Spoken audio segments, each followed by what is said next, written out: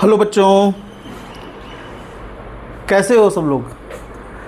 तो आज हम लोग कुछ प्रॉब्लम्स करने वाले हैं। थ्योरी हम लोग पूरी कर चुके थे डायमेंशन एनालिसिस की। अब हम लोग कुछ प्रॉब्लम्स देखेंगे इसकी, ठीक है। तो चलिए पहली प्रॉब्लम्स देखते हैं, ठीक है। तो फर्स्ट प्रॉब्लम हमारी कुछ इस तरीके है। आपको एक इक्वेशन दी हुई है।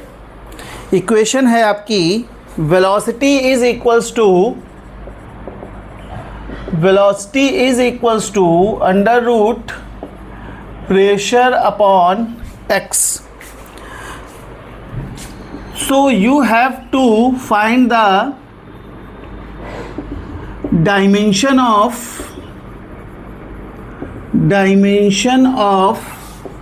x, ठीक है।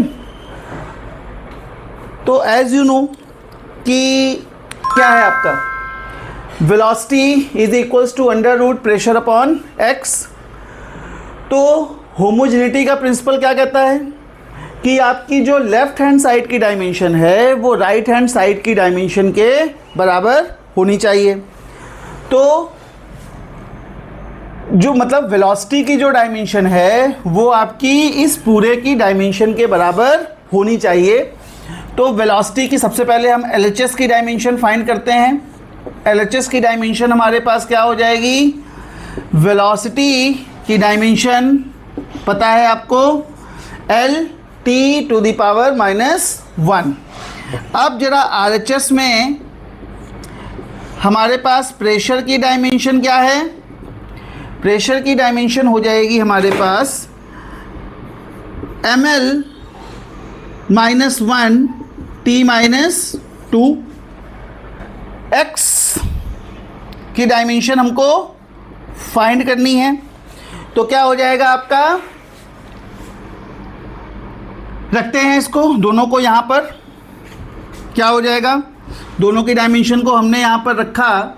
सो दिस विल बिकम वेलोसिटी की dimension LT-1 is equals to under root pressure की dimension ml-1 T-2 upon x की डायमेंशन हमारे पास नहीं है, फाइंड करनी है। अब क्या करते हैं, स्क्वायरिंग बोथ साइड हमारे पास क्या हो जाएगा, we will get L² T-2 is equals to ml-1 T-2 upon x। इस x को इधर ले आते हैं, इसको इधर भेज देते हैं, साइड चेंज करते हैं। क्या बन जाएगा हमारे पास, x is equals to ml-1 T-2 upon L² T-2, ठीक है। इसको ऊपर ले गए, ये हो जाएगा T-2 से T-2 कैंसिल, ये हो जाएगा ml-3, ठीक है। और क्या कोई देख के बता सकता है ये किसकी डायमेंशन हो सकती है, मास पर यूनिट वॉल्यूम। मास पर यूनिट वॉल्यूम यानी कि ये आपका डेंसिटी हो सकता है। अगर आगे आपसे इस तरह के क्वेश्चन पूछा जा सकता है कि x कौन सी पॉसिबल फिजिकल क्वांटिटी हो सकती है, तो you will write that it may be density, ठीक है। क्लियर, फर्स्ट क्वेश्चन हो गया, ठीक है। जल्दी से नोट कर लीजिए, आगे चलते हैं।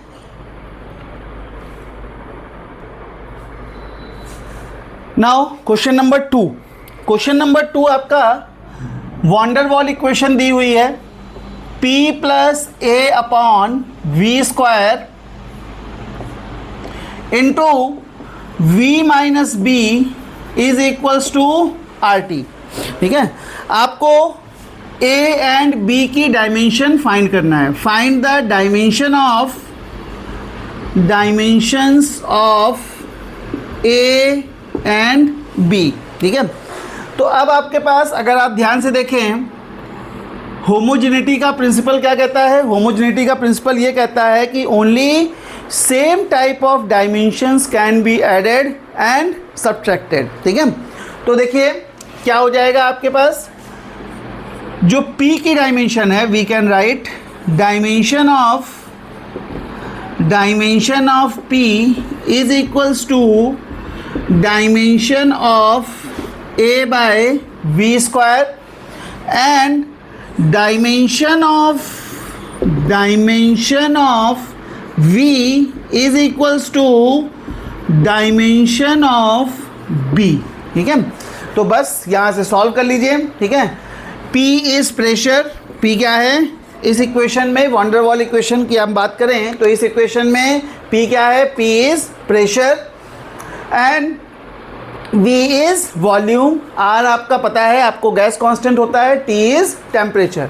तो P प्रेशर है, प्रेशर की डायमेंशन अभी आपने पिछली इक्वेशन में भी किया था, ml-1 T-2, ये किसके बराबर है, A/v स्क्वायर, v स्क्वायर की डायमेंशन L⁻3। इसको इधर भेज देते हैं तो A की डायमेंशन क्या हो जाएगी, ml-2 T-2। ठीक है, ये आ गई आपकी A की डायमेंशन। सिमिलरली B के डायमेंशन की बात करेंगे तो B की डायमेंशन तो V के वैसे भी बराबर है, तो V की डायमेंशन इज L3, तो ये हो गया आपकी B की डायमेंशन। ठीक है, तो दिस इज सॉल्व। ठीक है, नोट कर लीजिए। ठीक है, अगला क्वेश्चन करते हैं।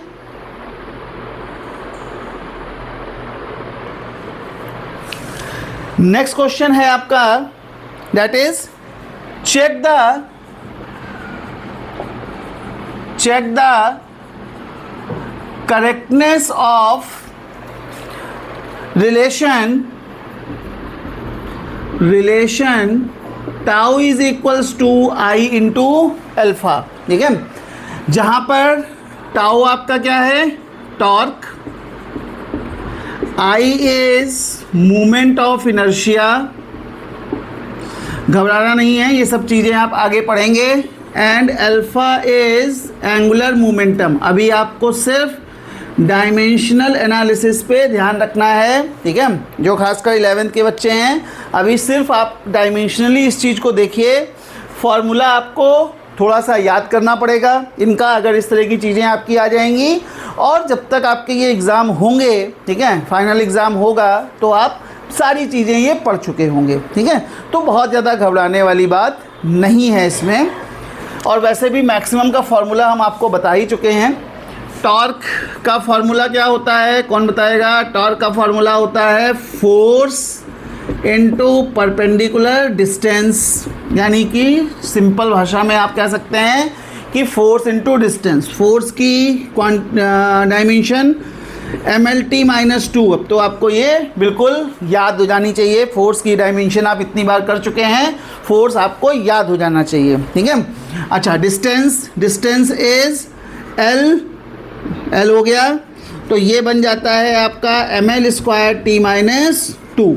Torque, I is moment of inertia, formula क्या होता है, मास इनटू रेडियस का स्क्वायर, ये भी आपको मैंने लिखवाया था। तो this will become m, radius is again length, तो m into L square, so this becomes ml²। ठीक है, अच्छा, angular momentum that is alpha, क्या हो जाएगा आपके पास में, angular momentum, sorry angular momentum नहीं, angular acceleration, not, this is not momentum, this is angular acceleration, ठीक है, this is angular acceleration। ठीक है, तो angular acceleration that is your 1/टाइम का, या सिंपल शब्दों में आप ये कह सकते हैं एंगुलर डिस्प्लेसमेंट अपॉन टाइम का square. So this will be angular displacement is theta की कोई क्वांटिटी नहीं होती है, यूनिट नहीं होती, डायमेंशन नहीं होती, यूनिट होती है रेडियन, बट डायमेंशन आपका नहीं होता है। Time is t²। ठीक है, सो दिस बिकम्स t⁻²। ठीक है, अब तीनों डायमेंशंस को साथ में रख करके चेक कर लीजिए। आपकी LHS की डायमेंशन कितनी है, LHS की डायमेंशन है आपकी ml²t-2। RHS क्या हो गया, RHS है आपका I into alpha, so I becomes ml² और दिस बिकम्स टी स्क्वायर, ठीक है, T to the power -2, sorry, T to the power -2, so this becomes ml square T -2. तो we can say LHS is equals to RHS, so equation is consistent. Clear, ठीक है, जल्दी से note कर लीजिए. अगली प्रॉब्लम देखते हैं. तो जो नेक्स्ट प्रॉब्लम है वो आपकी ऑब्जेक्टिव टाइप है, ठीक है. आपको 4 ऑप्शंस दिए हुए हैं. कौन कौन से? पहला है आपका y is equals to a sine 2 pi t upon capital T. दूसरा है आपका y is equals to a sine vt. तीसरा है आपका y is equals to a upon t into sine t by a. और चौथा है आपका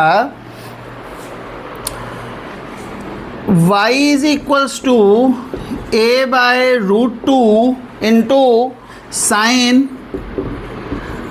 2 पाई t अपॉन t